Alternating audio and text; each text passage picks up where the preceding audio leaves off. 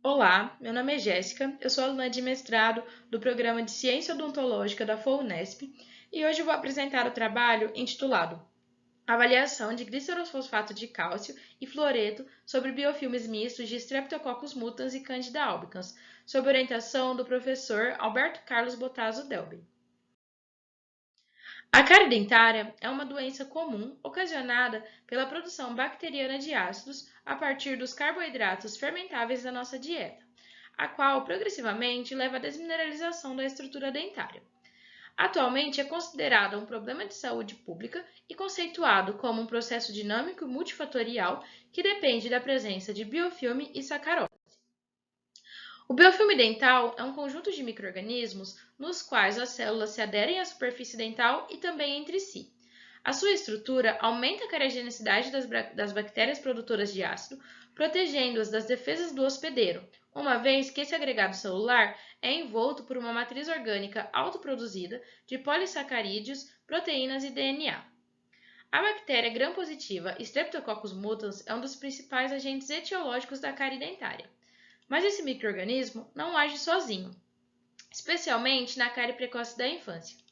O fungo Candida albicans muitas vezes participa da formação de biofilmes polimicrobianos em superfícies de tecidos moles e acrílicos. E já foi observado que há um aumento de Streptococcus mutans quando Candida albicans está presente nos biofilmes associados à cárie da primeira infância. A ampla utilização dos produtos fluoretados levou a um declínio da cárie em todo o mundo. Atualmente, buscam-se estratégias que visam potencializar os efeitos preventivos desses produtos. Dentre as estratégias, destacam-se a importância do uso de derivados de fosfato de cálcio. Estudos in vitro e in situ já demonstraram que dentifrícios com uma concentração reduzida de fluoretos, suplementados com glicerofosfato de cálcio, apresentam um efeito semelhante a de um dentifrício convencional sobre a desmineralização e a remineralização do esmalte dental. Tais achados foram confirmados num estudo clínico randomizado no qual a progressão da cárie em dentes decíduos foi semelhante tanto nas crianças que utilizaram o dentifrício com uma concentração reduzida de fluoreto suplementado com glicerofosfato de cálcio e aquelas que utilizaram o dentifrício com 1.100 ppm de flúor. Dessa forma, o objetivo deste trabalho foi avaliar o efeito do glicerofosfato de cálcio associado ou não ao fluoreto sobre biofilmes de Streptococcus mutans e Candida albicans. Colônias de Streptococcus mutans foram suspensos e incubados em CO2 a 37 graus Celsius. O mesmo foi feito para a Candida albicans e os tubos foram incubados a 120 rpm e 37 graus Celsius. Tanto as células fúngicas quanto as células bacterianas foram centrifugadas e lavadas por 2 vezes em 10 ml de cloreto de sódio a 0,85%. O número de células foi ajustado e os biofilmes foram formados em placas de microtubulação, que foram incubadas em câmaras de CO2 a 37 graus Celsius por 72 horas, sendo que a cada 24 horas, metade do conteúdo desses poços era renovado com saliva artificial. Os grupos experimentais estabelecidos foram então 0,125, 0,25 e 0,5% do glicerofosfato de cálcio isolado ou associado a 500 ppm de flúor, e soluções contendo 500 e 1.100 ppm de flúor também foram testadas, sendo que a saliva artificial foi considerada o nosso grupo controle.